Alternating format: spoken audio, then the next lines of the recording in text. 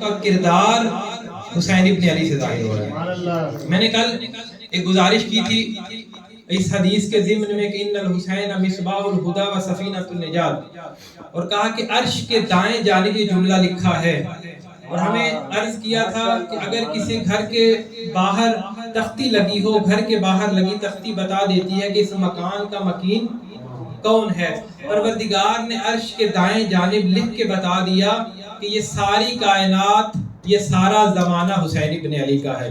گویا گھر کے باہر تختی یہ لگی بتا دیتی ہے کہ اس گھر کا مکین کون ہے۔ آپ کو آواز آ رہی ہے میری؟ کہا خدا نے عرش کے دائیں جانب حسین ابن علی کے نام کی تختی لگا کے بتا دیا کہ یہ ساری کائنات عزا خانہ حسین ابن علی۔ اب دیکھیے حسین ابن علی، چونکہ آپ نے قصص الانبیاء کی کتابوں میں دیکھا ہوگا کہ جو نسبت دی گئی ہے وہ نسبت ہے حسین ہے سفینہ نجات۔ ایک اور ہستی کو بھی قرآن نے سفینہ نجات کہا ہے۔ ایک نقطہ اشارہ کرنا ہے پھر آج کے موضوع کی طرف۔ وہ کون سی ہستی ہے کہ جسے سفینہ نجات کہا ہے؟ وہ حضرت نوح کی کشتی۔ لیکن فرق اس میں بہت زیادہ ہے۔ قصص الانبیاء کی کتابیں بھری پڑی ہیں، بہت تفصیل پہ اس سے گفتگو ہو سکتی ہے، لیکن ایک نقطے کی طرف اشارہ کروں گا کہ اس سفینہ حسین میں اور سفینہ نوح میں فرق کیا ہے۔ اب آئیے جناب حر کا واقعہ آپ حضرات کے سامنے ہے۔ انہوں نے امام وقت کا راستہ روکا، پشیمان ہوئے اور معافی طلب کی۔ آئے حسین ابن علی سے ہاتھ باندھ کر کے کہا کہ میں آپ سے معافی کا طلبگار ہوں۔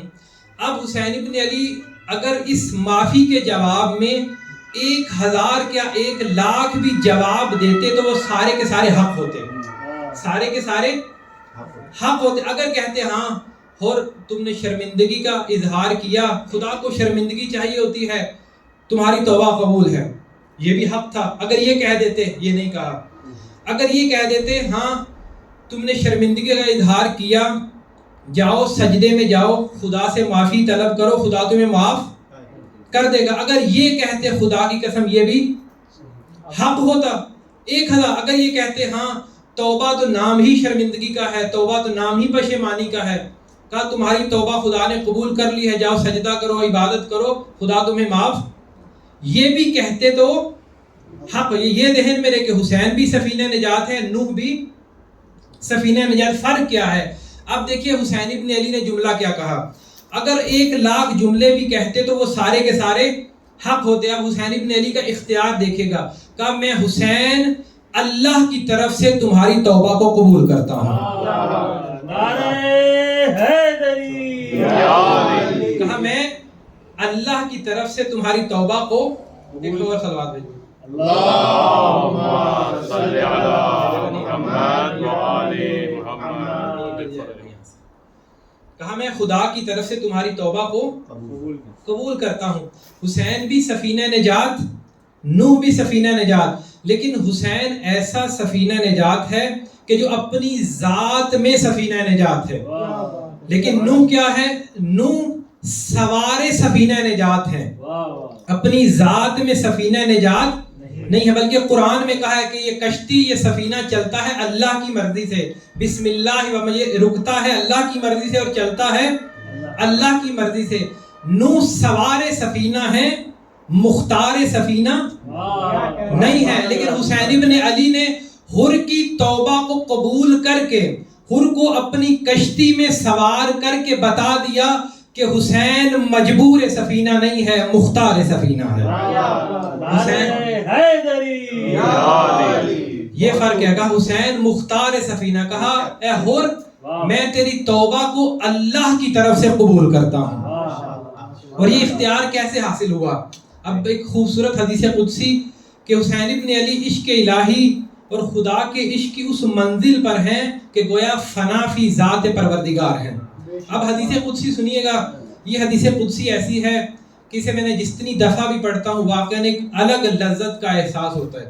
اس میں کچھ سٹیپ بتائے گئے ہیں کہ کس طرح سے انسان خدا کے عشق میں اپنی جان کو قربان کر سکتا ہے یا خدا کے راستے کا انتخاب کر سکتا ہے۔ حدیث قدسی اس کی سند قابل بحث ہے، حدیث مرسل ہے۔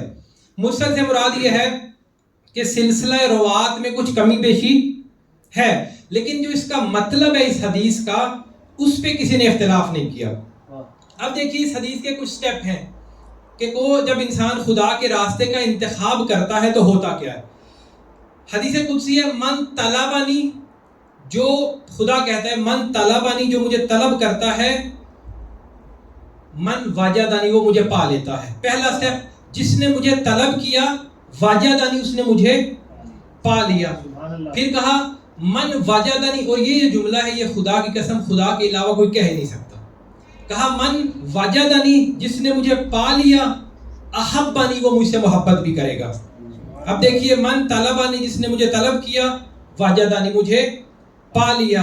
جس نے مجھے پا لیا، من احبنی، وہ مجھ سے محبت بھی کرے گا. پھر من احبنی، اور جو مجھ سے محبت کرے گا کیا ہوگا، من عشقنی، وہ مجھ سے عشق بھی کرے گا. پھر 4 سٹیپ ہو گئے.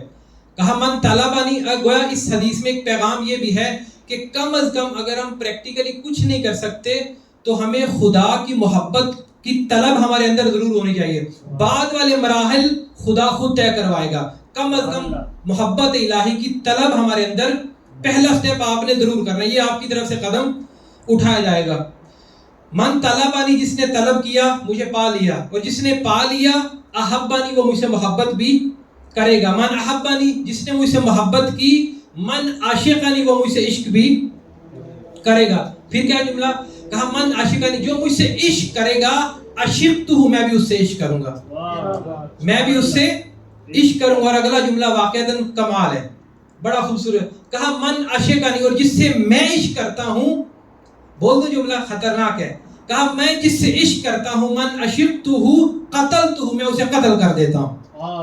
خدا کیا کہہ رہا ہے کہ میں اسے، پریشان تو نہیں ہو گیا، خدا اسے کیا کر دیتا ہے، قتل کر دیتا ہے. واقعی نہ پریشان ہو گئے. کہا پھر میں تکرار کرتا ہوں تاکہ حدیث یا کم از کم یہ حدیث آپ کو آج کی مجلس میں یاد ہو جائے. من طلبنی وجدنی، جس نے طلب کیا مجھے پا لیا. من وجدنی احبنی، جس نے پا لیا وہ مجھ سے محبت بھی کرے گا، اور جو محبت کرے گا من عاشقنی، وہ مجھ سے عشق بھی کرے گا، اور جو مجھ سے عشق کرے گا من عشقتہ، میں بھی اس سے عشق کروں گا. پھر کیا ہوگا، کہا من عشقتہ، اور جس سے میں عشق کروں گا، قتلتہ، میں اسے قتل کر دوں گا. اب جب قتل کرتے ہیں تو کیا ہوتا ہے، اس پہ دیت لازم آتی ہے. کہا پس فعلی دیتہ، جس کو میں قتل کروں گا اس کی دیت مجھ پروردگار پہ ہے. اب اس کی دیت بھی خدا نے ادا کرنی ہے. پھر دیت کیا ہوگی، پھر میں تکرار کرتا ہوں، من عاشقنی، جو مجھ سے عشق کرتا ہے، عاشقتہ، میں بھی اسے عشق کرتا ہوں، اور جس سے عشق کرتا ہوں، قتلتہ، میں اسے قتل کر دیتا ہوں. ومن علیہ قتلتہ، اور جسے میں قتل کرتا ہوں، فعلی دیتہ، اس کی دیت مجھ پر ہے. اور دیت کیا ہے، کہا فانا دیتہ، میں ہی اس کی دیت ہوں. کہا میں ہی اس کی دیت ہوں. گویا کہ میں اسے مل جاتا ہوں. اب آئیے قتل سے مراد کیا ہے. قتل سے مراد جسم کا قتل نہیں ہے، بلکہ کہا اپنے نفس کو راہ خدا میں مار ڈالو. کہا اپنے نفس کو خدا کی راہ میں مار ڈالو تو تمہیں خدا مل جائے گا. کہا حسین بن علی اس منزل پر ہیں، کہا کہ جس منزل پر، کہا اب مختار سفینہ ہے، مجبور سفینہ نہیں ہے، چونکہ دیت کے طور پر اب خدا کی ساری مرضیاں در حسین پر ہیں، در حسین پر. ایک اور صلوات بھیجے محمد و آل محمد پر. اللہم صلی علی محمد و آل محمد. ابھی میں نے آج کی گفتگو ابھی شروع نہیں کیا، فقط تھوڑا آمادہ کروں، شاید کچھ اور لوگ آ جائیں تاکہ میں آج کی اپنی گفتگو کو شروع کروں. ایک اور، چونکہ محبت کی بات ہو رہی ہے، اور ایک محبت کے عنوان سے 2-4 باتیں سن لیجئے. جو عرفاء نے محبت کی تقسیم کی ہے کہ محبت خدا سے محبت سچی محبت کون سی ہوتی ہے، اور حقیقی محبت، جھوٹی محبت کون سی ہوتی ہے. یعنی عشق صادق اور عشق کاذب، محبت صادق اور محبت کاذب. عرفاء یہ کہتے ہیں کہ محبت 5 طرح کی ہوتی ہے. کتنی؟ 5 طرح کی. اب دیکھیے چونکہ یہ بحث تھوڑی سی مشکل ہے، میں ابھی کھول نہیں سکتا اس بحث کو، اور تولانی بھی ہے، شاید مشکل نہ ہو لیکن تولانی بہت ہے. کہا 5 طرح کی محبت ہے. کہا پہلی محبت ہے محبت نزولی، وہ محبت کہ جو ماں باپ اپنی اولاد سے کرتے ہیں. عرفاء کہتے ہیں یہ ہے محبت نزولی، یعنی لے کر کے آئے، یہ کہہ سکتے ہیں، نازل ہوئی. پھر جو اولاد کی ماں باپ سے محبت ہے یہ ہے محبت سعودی. یہاں پہ سعودی عرب مرادی یہ سواد والا سعودی یعنی اوپر جانے والی محبت سعودی. یہ ہے اولاد کی محبت کس سے, کس کی نسبت؟ ماں باپ کی نسبت. پھر کہا جو میاں بیوی میں محبت ہے یا بہن بھائی میں محبت ہے اسے عرفاء کہتے ہیں یہ ہے محبت عرضی. اگر کسی شخص کا کسی خاتون سے عقد ہوا اب محبت عارض ہو جائے گا, یہ محبت عرضی ہے. بہن بھائی تھے, بھائی تھا بہن اس دنیا میں آئی محبت, اسے کہتے ہیں محبت. یہ محبت عارض ہوتی ہے جب پتہ چل گیا کہ یہ میرا بھائی ہے تو محبت ہے. 3 قسم کی محبت ہو گئی.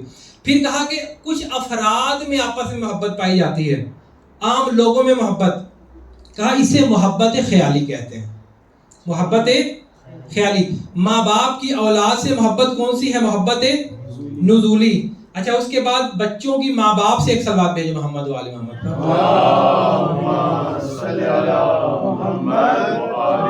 قبلہ کی آمد پر ایک اور درود بھیجے محمد و آل محمد.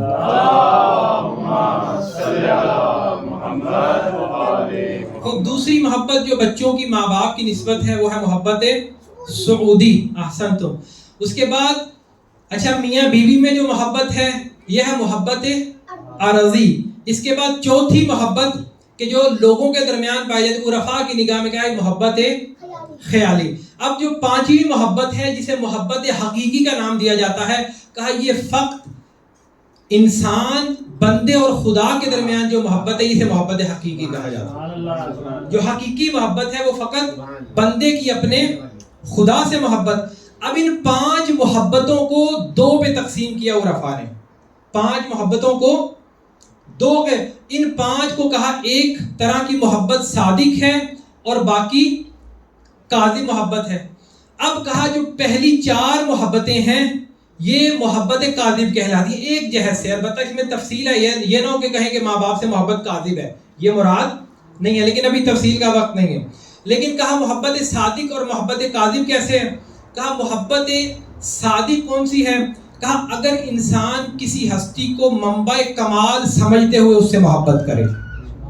محبت صادق کی تعریف کیا ہے؟ کسی ہستی کو پرفیکٹ سمجھتے ہوئے کمال سمجھتے ہوئے اس سے محبت کرے, یہ ہے محبت صادق, سچی محبت. محبت کاذب کیا ہے؟ کہا محبت کاذب یہ ہے کہ انسان غیر کمال کو کمال سمجھتے ہوئے اس سے محبت کرے, یہ ہے محبت کاذب. اب دیکھیے ایک جملہ اور عرض کروں گا کیونکہ وہ جملہ ایسا ہے کہ وہ عامیانہ ہے, تھوڑا بات کو آپ جلدی سمجھ جائیں گے.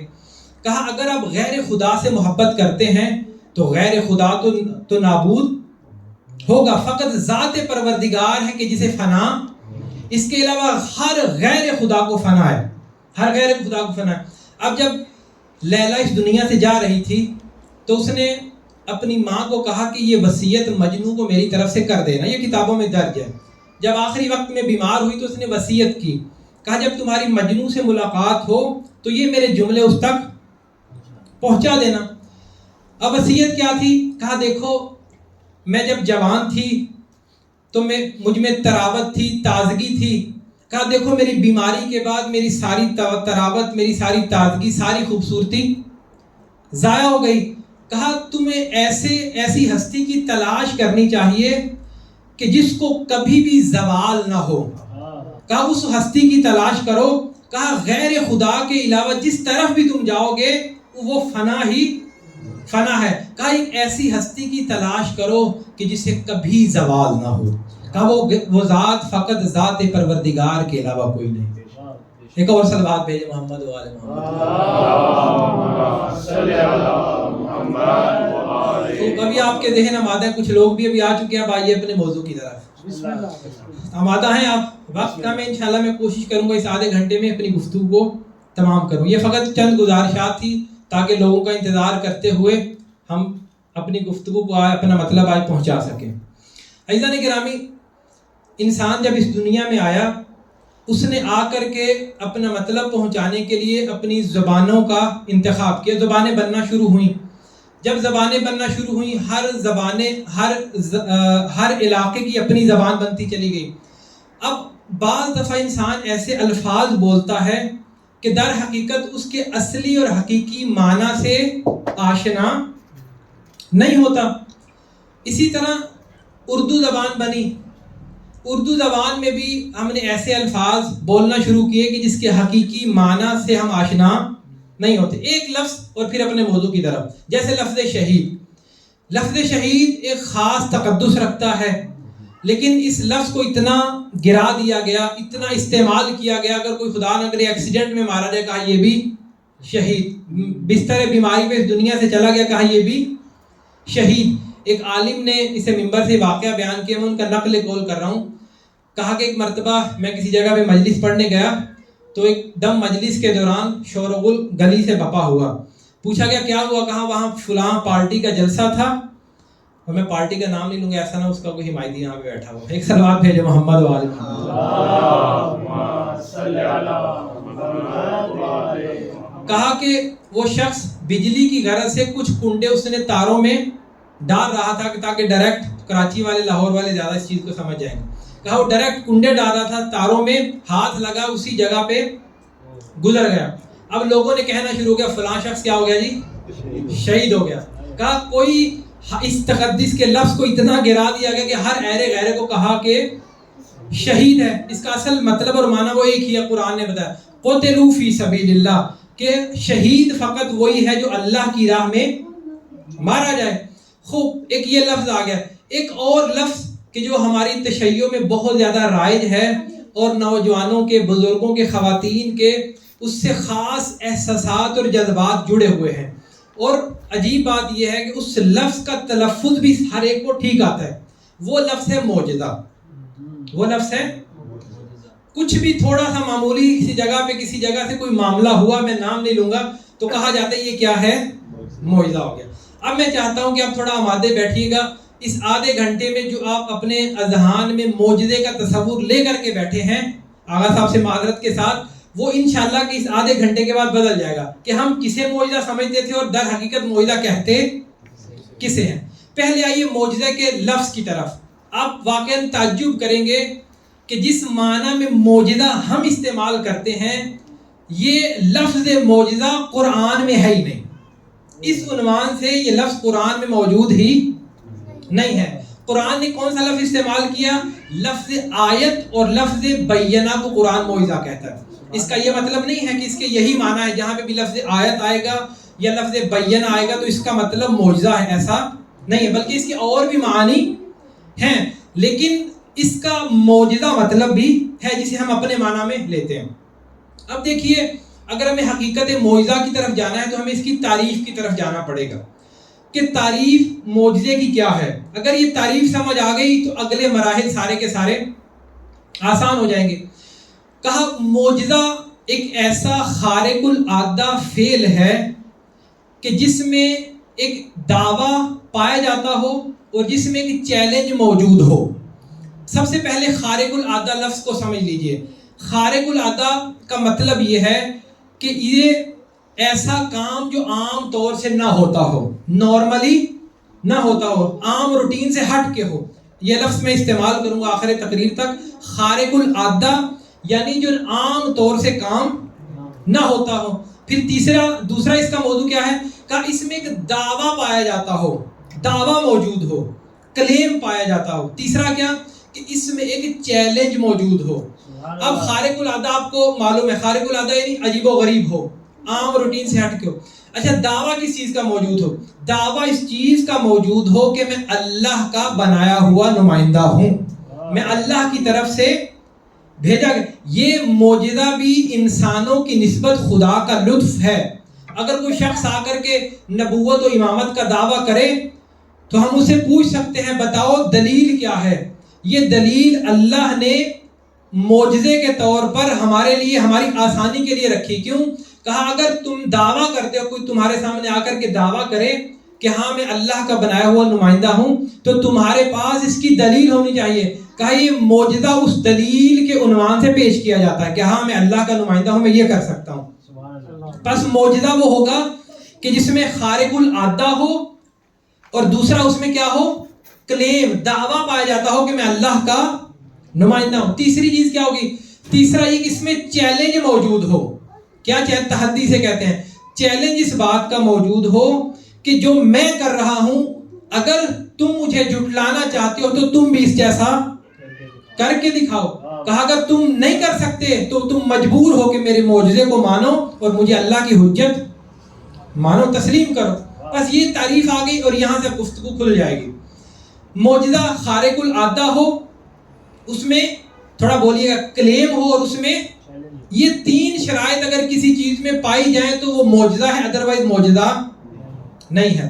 اب دیکھیے خارق العادہ کی تھوڑی سی وضاحت. محال کام دو طرح کے ہوتے ہیں، ایک محال عادی اور ایک محال عقلی. معجزے کا تعلق محال عقلی سے نہیں ہوتا بلکہ محال عادی سے ہوتا ہے. محال عقلی کیا اور عادی کیا؟ ایک ایک جملے میں. محال عقلی کیا ہے؟ میں آپ کے سامنے کہوں کہ ایک ایسی مثلث ہے جو گول ہو. مثلث گول ہو سکتی ہے، ایسا ٹرائنگولر ہو کہ جس کے 4 کونے ہوں. کہا یہ عقلی طور پر محال ہے، اسے کہتے ہیں محال عقلی. کہا معجزے نے 2 + 2 کو 5 کر دیا. کہا ایسا معجزے کا تعلق محال عقلی سے نہیں ہوتا بلکہ محال عادی سے ہوتا ہے. کیا؟ آگ کا کام ہے جلانا، ہاتھ رکھیں گے تو آگ نے جلانا ہے. آگ کا ہاتھ جلانا معجزہ بلکہ اس کا کام ہی ہے. ہاں اگر آپ ہاتھ اپنا آگ میں ڈالیں نہ جلے تو یہ خارق العادہ ہے، معجزہ نہیں. خارق العادہ کہیں گے، خارق العادہ ہے. لیکن یہ وہاں اگر آپ پانی پہ چلیں ڈوب جائیں تو یہ معجزہ نہیں ہے. ہاں اگر آپ چلتے رہیں تو یہ خارق. میں بھی لفظ معجزہ چونکہ عادی اتنا ہو چکا ہے، چارہ نہیں ہے، میں بھی اسے معجزہ. تو ایک صلوات بھیجے محمد و آل محمد.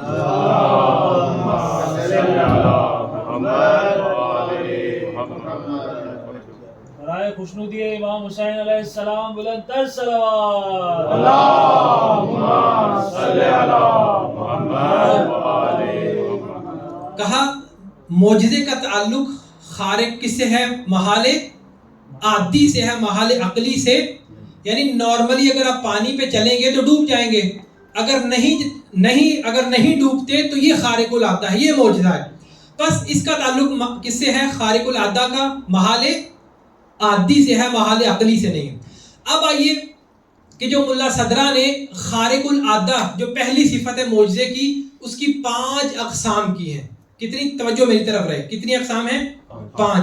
کہا خارق العادہ کی 5 اقسام ہیں. پہلی ہے معجزہ جو میں نے آپ حضرات کے سامنے ایک حد تک بیان کی. اب جو تصور آپ کے ذہنوں میں ہے، میں ایک اور اس سے پہلے کہ یہ 5 اقسام کو بیان کروں، ان 5 اقسام کے بعد جتنے بھی معجزے سے ہٹ کے تصورات ہیں وہ آپ کے سامنے آج واضح ہو جائیں گے انشاءاللہ. ایک اور چیز ہے، اس کا مقدمہ کیا ہے کہ خود خارق العادہ کام کا وقوع اس دنیا میں ثابت شدہ ہے. اس دنیا میں کیا ہے؟ ثابت شدہ ہے. آپ کسی علاقے میں چلے جائیں، کسی خطے میں چلے جائیں، یہ عجیب و غریب کام، یہ خارق العادہ کام کا اثبات وقوع ثابت شدہ، اس پہ کسی کو شک ہے ہی نہیں. ایک عیسائی کا واقعہ سن لیجئے. ایران میں کاشان میں ایک عیسائی رہتا تھا. اس نے کیا کیا؟ اس نے دعویٰ کیا کہ مجھ سے جو پوچھو گے میں اس کا جواب دوں گا. اب شیعہ علماء جمع ہوئے، کہا یہ کیسے ممکن ہے ایک شخص عیسائی ہو اور اتنا بڑا دعویٰ کرے کہ مجھ سے جس چیز کے بارے میں بھی سوال ہوگا میں اس کا جواب دے دوں گا. اب علامہ آغا کاشانی آئے ان کے پاس اور اس نے ایک اور دعویٰ کیا تھا، کہا اگر کوئی شخص میرے سامنے مسلمانوں کو چیلنج ہے کہ نبوت کی دلیل لائے میں اسے رد کروں گا. اب آغا کاشانی آئے، آ کر کے کہا کہ اپنا ہاتھ جیب میں ڈالا اور کہا کہ میرا ہاتھ میری جیب میں ہے، بتاؤ کہ میرے ہاتھ میں کیا ہے. کہا تم نے یہ دعویٰ کیا ہے کہ تم سب کچھ بتا سکتے ہو اور تم نے یہ نبوت کی دلیل بھی مسلمانوں سے مانگی ہے. کہا بتاؤ میرے ہاتھ کی مٹھی میں کیا ہے. اب اس نے اپنا حساب لگایا، اندازہ لگایا اور کچھ دیر کے بعد کہا آپ کے ہاتھ میں جنت کی خاک ہے، جنت کی خاک ہے.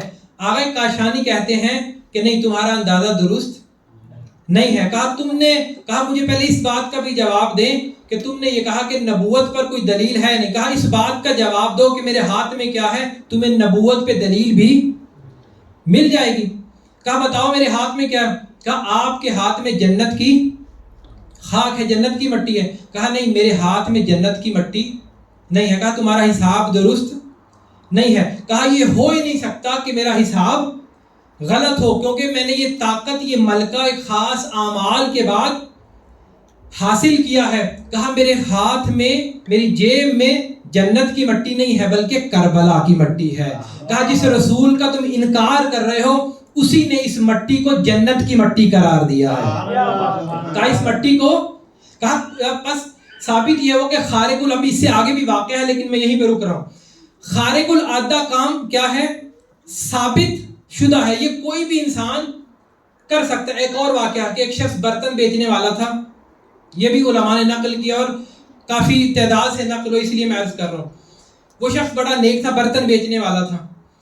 ایک دفعہ پہ وہ کسی گلی میں کھڑا ہوا تھا، دیکھا کہ ایک بچہ ایک شکستہ حال چھت پہ چڑھا ہوا تھا اور اس کی ماں کسی کو چیخو پکار کر رہی تھی ایسا نہ ہو یہ چھت گرے اور بچہ بھی اس دنیا سے چلا جائے.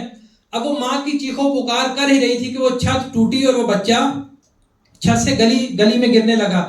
اب یہ جو شخص تھا نیک تھا، برتن بیچنے والا تھا، اس نے خدا کے سے دعا کی، ایک ایسی دعا کی کہ وہ بچہ وسط میں رک گیا اور آسانی سے آرام سے آ کر کے زمین پر گر گیا. اور لوگ جمع ہوئے. کہا یہ آپ نے کیسے حاصل کیا یہ ملکہ؟ کہا میں نے اپنی زندگی میں کوشش کی کہ کبھی بھی حرام کام انجام نہ دوں. کہا میں نے اس خدا کی کبھی نافرمانی نہیں کی. اب جب میں نے خدا سے چاہا تو اس نے بھی مجھے عطا کر دیا. گویا یہ جو خارق العادہ کام ہے یہ کوئی بھی انسان ملکہ حاصل کر کے کر سکتا ہے اور یہ ثابت شدہ ہے. اب آئیے ان 5 اقسام کی طرف. ملا صدرہ یہ کہتے ہیں کہ خارق العادہ کام کی 5 اقسام ہیں. معجزہ میں نے بیان کر دیا، اس میں خارق العادہ ہونا ہے، چیلنج ہو اور اس میں کلیم پایا جاتا ہو. دوسری قسم ہے کرامت. دوسری کیا ہے؟ کرامت. اس میں اور معجزے میں فرق کیا ہے؟ ہم دیکھیے گا آپ بہت ساری چیزوں کو معجزہ کہہ دیتے ہیں لیکن آپ تھوڑا تسلی سے بیٹھے گا کہ واقعی معجزہ ہے کیا اور کرامت کیا اور باقی چیزیں کیا ہے. کہا معجزے اور کرامت میں فرق فقط یہ ہے کہ معجزے اور کرامت میں ایک مشترک چیز ہے کہ یہ دونوں خارق العادہ ہیں، یعنی نارملی نہیں ہوتے لیکن ہو جاتے ہیں. لیکن دوسرا فرق کیا ہے؟ دوسرا فرق یہ ہے کہ کرامت میں چیلنج اور کلیم نہیں ہوتا. چیلنج اور کلیم نہیں ہوتا. ہاں دعویٰ، معجزے میں دعویٰ بھی ہے، چیلنج بھی ہے اور خارق العادہ بھی ہے. کرامت اور معجزے میں فرق یہ ہے کہ کرامت میں چیلنج اور دعویٰ موجود نہیں ہوتا، فقط خارق العادہ ہونا، نارملی نہ ہوتا ہو جائے یہ ہونا ہوتا ہے. اب دیکھیے بعض دفعہ کرامت کے معاملے میں ہم تھوڑا سا چیزوں کو مکس کر دیتے ہیں. کہا اگر کسی کے ہاں کرامت آئے، میں کرامت کی مثال دیتا ہوں کہ چوتھے امام کا زمانہ ہے، آپ کا ایک شیعہ جو ہر سال حج پہ جاتا تھا تو امام کی خدمت میں کچھ ہدیے اور تحفے تحائف بھی لے کر کے جاتا تھا امام زین العابدین علیہ السلام کی خدمت میں، بارگاہ میں. جیسے ہی وہ تحفے تحائف جمع کر رہا تھا کہ حج کے لیے جائے اور امام سے ملاقات کرے، اب تحفے تحائف، یہاں پہ ایک بڑی عجیب سی بات بھی ذہن میں آ رہی ہے. جیسے وہ گھر سے نکلنے لگا تو اس کی زوجہ نے کہا اتنے سال سے اتنے تحفے تحائف تم ہدیے لے کے جا رہے ہو، آیا تمہیں تمہارے امام نے بھی کچھ عطا کیا؟ بلاخر بیگم تھی، کچھ نہ کچھ چلتے ہوئے ایسی بات برد بھی کہہ دیتے ہیں، ایسی بات کہہ دی. کہا تمہارے مولا نے، تم نے اتنے سال ہدیے دیے، آیا تمہیں بھی کچھ ملا پلٹ کے؟ اب یہ شخص آیا، کہا ہم اگر امام کی راہ میں سب کچھ بھی قربان کر دیں، اولاد مال، پھر بھی یہ کچھ بھی امام کا حق ادا نہیں ہوتا. اس نے حج کیا، امام کی بارگاہ میں پہنچا، ملاقات کی، امام نے کھانے پہ بلایا. جب کھانا ختم ہوا، کیونکہ میزبان، اسلام کی رسم یہ ہے کہ میزبان مہمان کے ہاتھوں کو دھلوائے. اب امام نے اسی سنت کی وجہ سے چاہا کہ اس کے ہاتھ دھلوائے جائیں. امام نے سراہی اٹھائی پانی والی اور چاہتے ہیں کہ اس کے ہاتھ دھلوائیں. اب یہ شخص کہتا ہے معاف کیجیے گا آغا، میں چاہتا ہوں کہ میں آپ کے ہاتھ دھلواؤں. امام نے اس کی نیت کو دیکھا، اس کی ظرفیت کو دیکھا اور کہا ٹھیک ہے تم یہ شرف حاصل کرو، تم ہاتھ دھلواؤ. اب اس نے سراہی اٹھائی، امام کے ہاتھوں پہ پانی ڈالتا جاتا ہے. وہ جب تک سراہی سے نکلتا ہے تو وہ پانی تھا، جیسے ہی وہ پانی تشت میں گرتا ہے تو وہ ہیرے و جواہرات بننا شروع ہو جاتے ہیں. امام نے کہا نیچے دیکھو. کہا نیچے ہیرے و جواہرات تھے.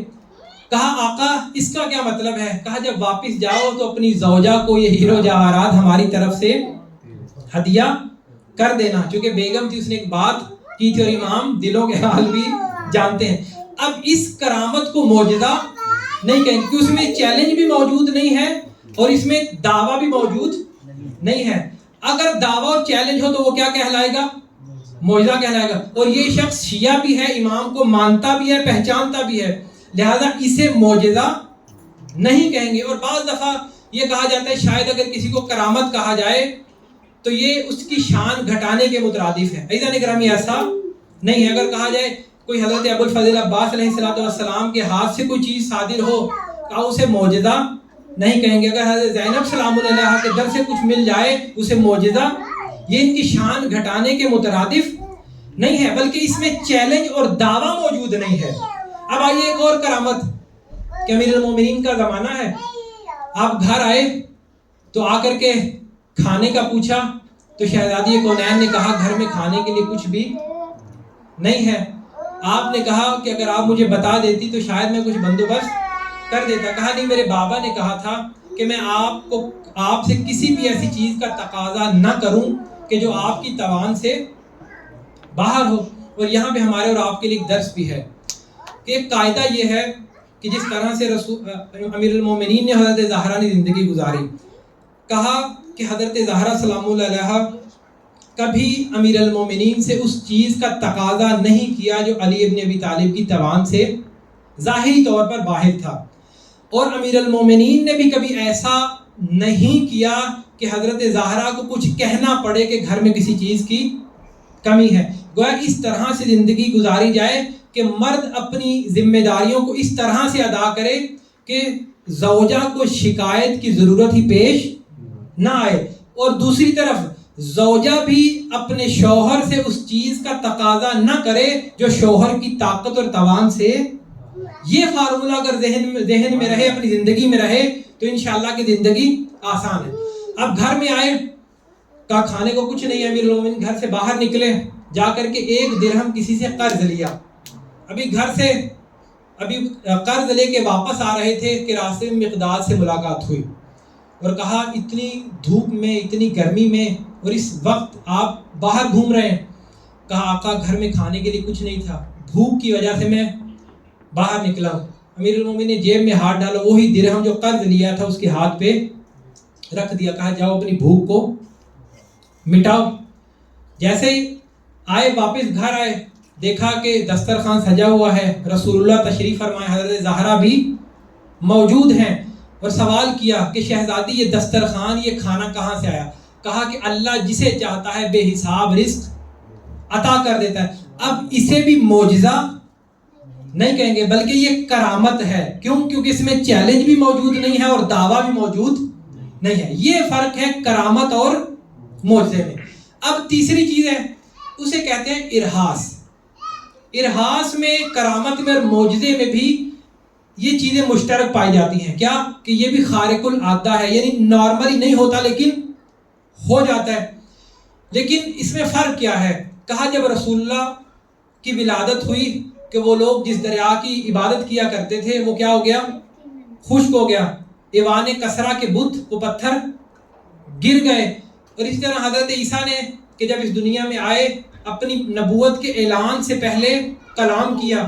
حضرت موسیٰ نبوت کے اعلان سے پہلے فرعون کے گھر میں ان کا بڑا ہونا. کہا ایسا کام کہ جو کسی نبی, امام یا حجت خدا کے ہاتھ سے نہ ہو, بلکہ ان کے مقدمے کے طور پر اللہ کی طرف سے کوئی کام انجام دیا جائے, اسے ارہاس کہا جاتا ہے.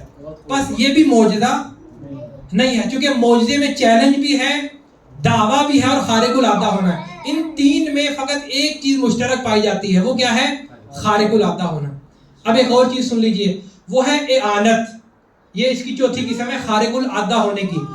اعانت یعنی اون سے مدد, اس کا اردو میں اگر معنی کریں. اس کی بھی صفت یہ ہے کہ یہ بھی خارق العادہ ہے, عجیب و غریب ہے, یعنی عام طور سے نہیں ہوتا لیکن ہو جاتا ہے. لیکن اس میں فرق کیا ہے؟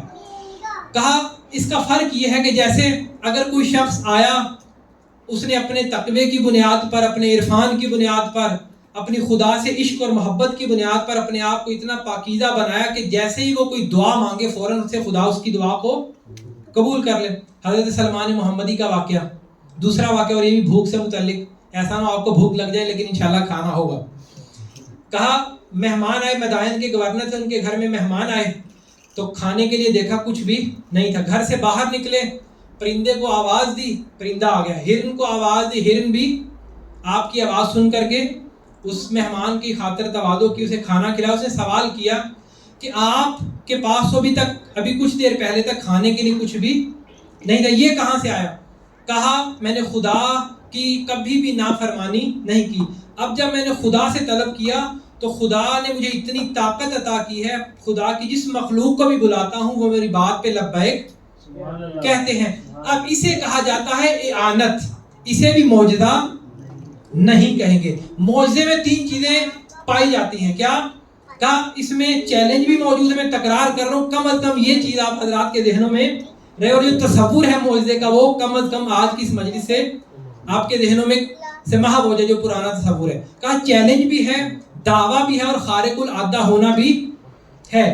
اب 5ویں قسم ہے جو ملا صدرہ نے کی, خارق العادہ کام کی, اسے کہتے ہیں اہانت.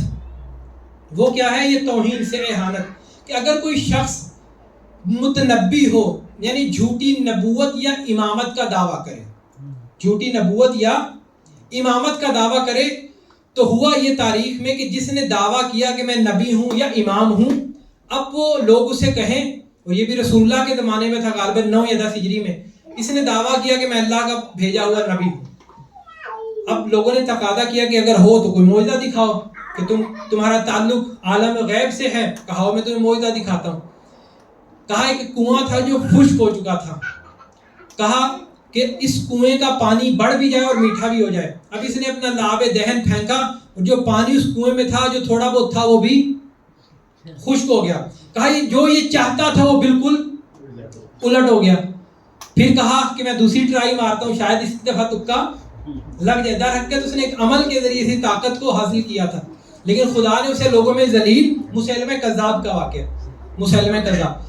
اب اس نے آیا, ایک شخص تھا کہ جس کے سر پہ بال کم تھے. اب کیا ہوا؟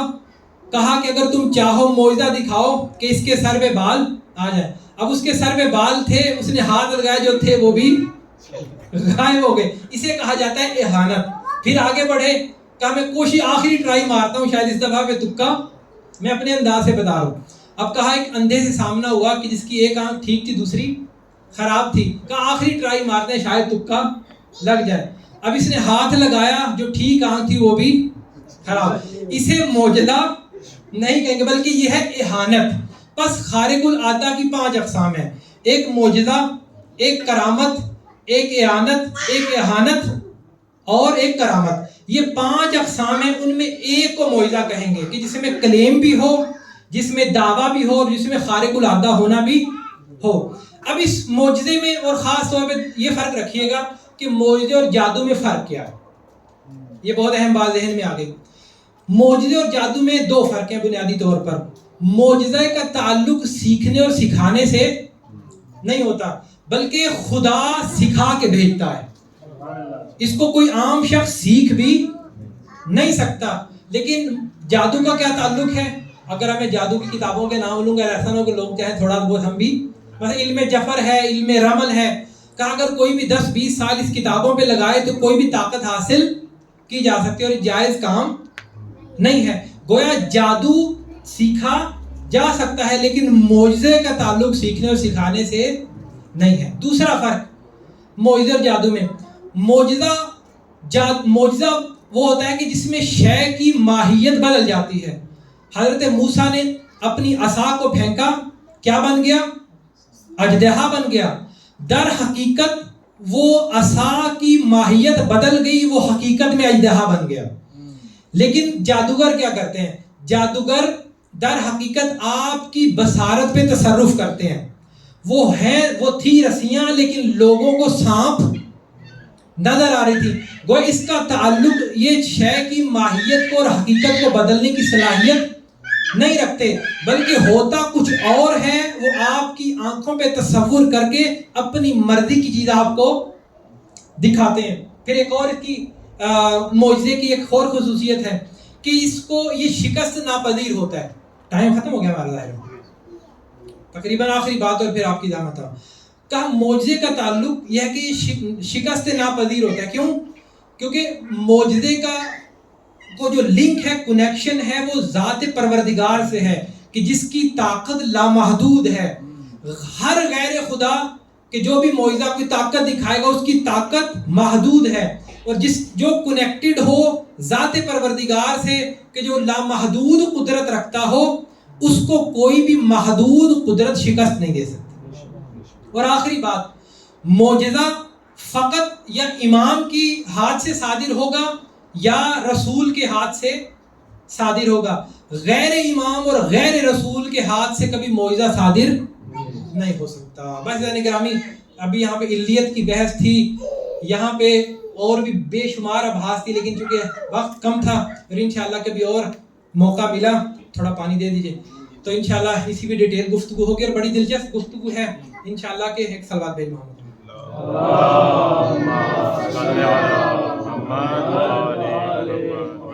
بھائی گرامی، چراغ اگر ممکن ہے بجھا دیجئے. ظاہراً آج 40 کی آخری مجلس ہے. کربلا میں 10 محرم 61 ہجری کو بنو ہاشم کے جوان بھی شہید ہوئے، ذبح ہوئے، مارے گئے، لیکن ساتھ میں انصار اور اصحاب بھی تھے. انصار اور اصحاب بھی تھے. تاریخ نے لکھا کم و بیش 18 یا 19 جوانان بنی ہاشم میں مارے گئے، اور ایک بڑی تعداد انصار اور اصحاب کی تھی کہ جو اس جنگ میں ماری گئی. لیکن ایک عجیب بات یہ تھی اس جنگ کی کہ آوان و انصار میں سے کسی کے خاندان سے کوئی بی بی اسیر نہ ہوئی. اگر کوئی اسیر ہوئے یا اسیر ہوئیں تو علی اور زہرا کی بہو اور بیٹیاں تھیں.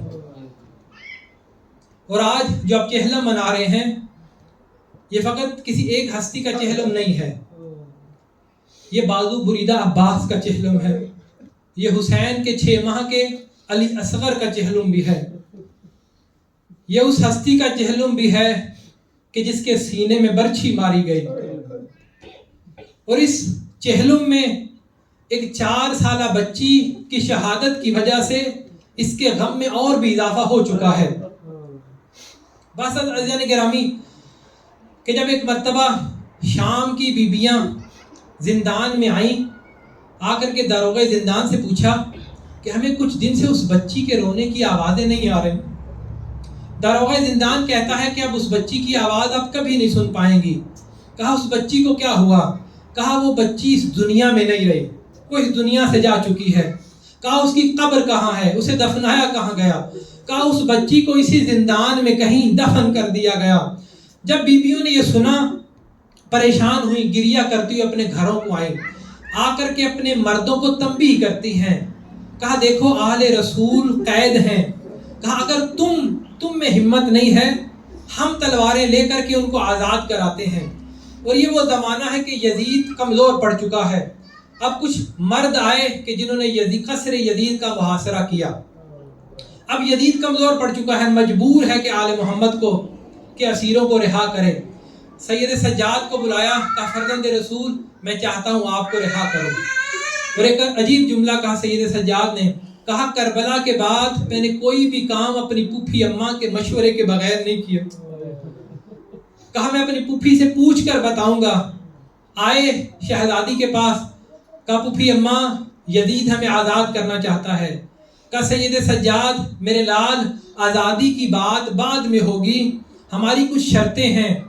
کہا پھوپھی اماں آیا ہم اسی زندان میں مر جائیں گھٹ گھٹ کے یا ہمیں آزادی کو قبول کرنا ہے؟ کہا ہماری پہلی شرط یہ ہے کہ ہمیں ایک خالی مکان دیا جائے کہ جہاں پہ ہم اپنے پیاروں کو جی بھر کے رو سکیں. کہا سید سجاد کہ آپ کو معلوم نہیں ہے کہ ابھی کچھ دن پہلے ہماری سکینہ جو بلند آواز سے کھریا کرتی تھی اور اسے تماچے مارے جاتے تھے، ہم نے تو ابھی سکینہ کو بھی پرسا دینا. کہا ہماری پہلی شرط یہ ہے کہ ہمیں خالی مکان دیا جائے. کہا ہماری دوسری شرط یہ ہے کہ جو تبرکات لوٹے گئے ہیں وہ واپس کیے جائیں. کہا ہماری تیسری شرط یہ ہے کہ جو ہمارے شہداء کے سر ہیں لوٹائے جائیں. بس عزاداروں یہ شرطیں قبول کی گئیں. ایک مرتبہ تبرکات آنا شروع ہوئے. ایک مرتبہ ایک شخص ایک چادر کو لے کے آیا, شہزادی زینب آگے بڑھی, کہا اس چادر تطہیر کو میرے حوالے کر.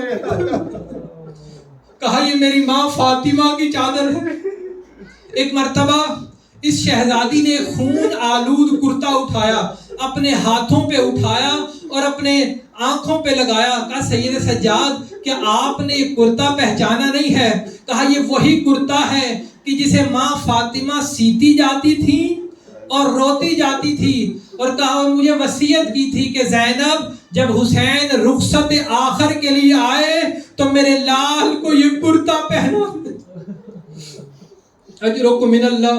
بس عزیزو, ایک مرتبہ سید سجاد نے ایک انگوٹھی کو ہاتھ میں لیا. کہا پھوپھی اماں آپ نے اس انگوٹھی کو پہچانا ہے؟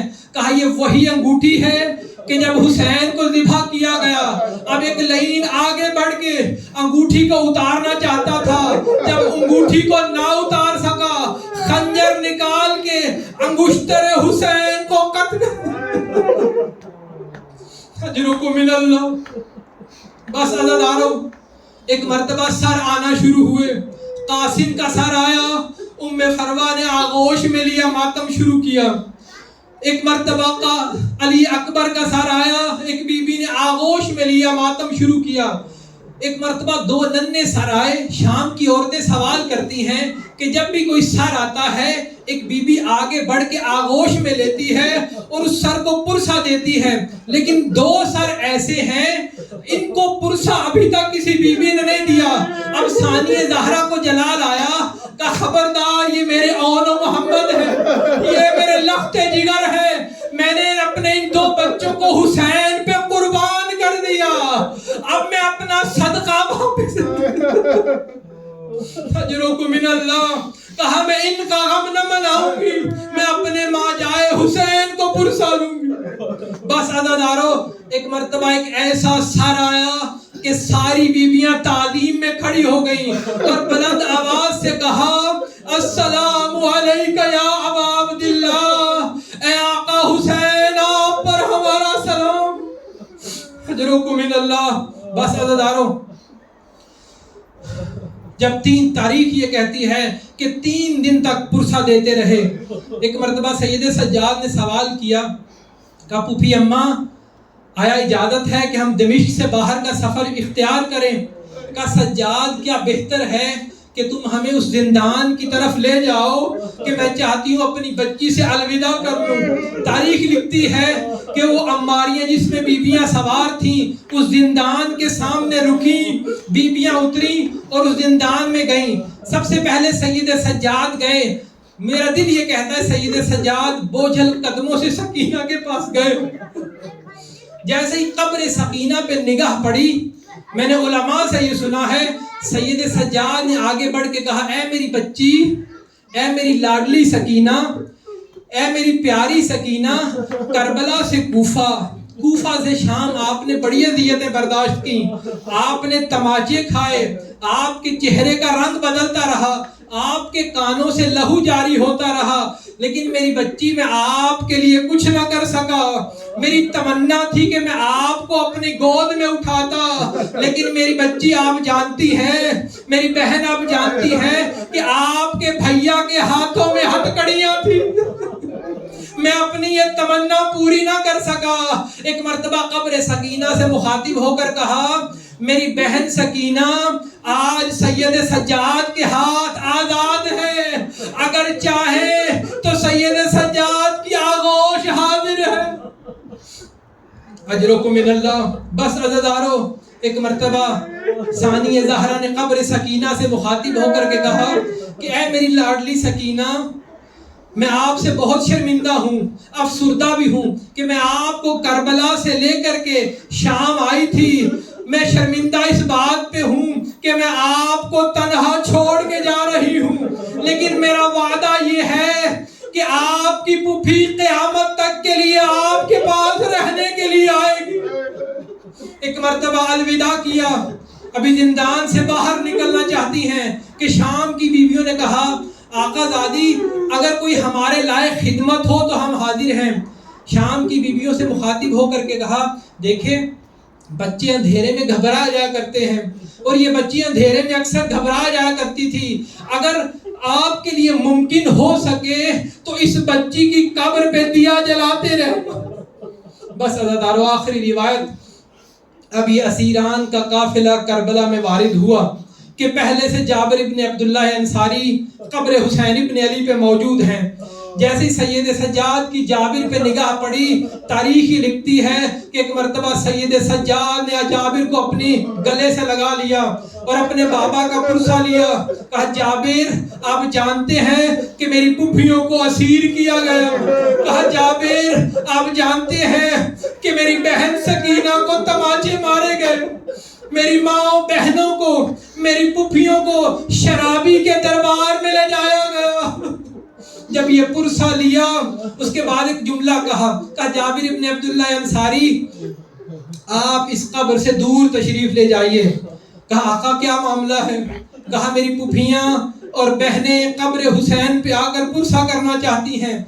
मैं नहीं चाहता कि उनके रोने की आवाज़ें आपकी अजरुकुम मिनल्लाह। जैसे ही सानिया ज़हरा को इशारा करके बताया गया कि ये कब्र हुसैन इब्न अबी तालिब है, मक्तल ने लिखा है कि एक मर्तबा बीबी ने अपने आप को ऊंट से गिरा दिया।